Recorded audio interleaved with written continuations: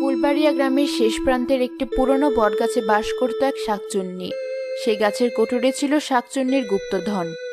আজ কতগুলো বছর আমি আমার এই গুপ্তধন পাহারা দিচ্ছি।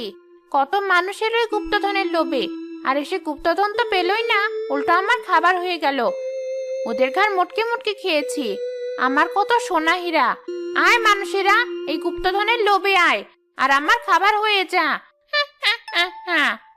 কিন্তু মনে হচ্ছে মানুষজন এটার কথা ভুলে গেছে। না হলে মানুষেরা জেনে গেছে আমার কথা, তাই আর কেউ এদিকে আসে না। আর আমিও কারো ঘাড় মটকে খেতে পারছি না। এভাবে চলতে থাকলে তো আমি আবারও না খেয়ে মরে যাব। একবার না খেয়ে মরে তো শাকচুন্নি হয়ে গেছি, এবার না খেয়ে মরলে শাকচুন্নি থেকে কি হয়ে যাব কে জানে। এভাবে থাকা যাবে না, আমাকে কিছু একটা করতে হবে। আজ রাতটা না হয় একটা পাখি ধরে খেয়ে কাটিয়ে দেব, তারপর যা করার কালই করব।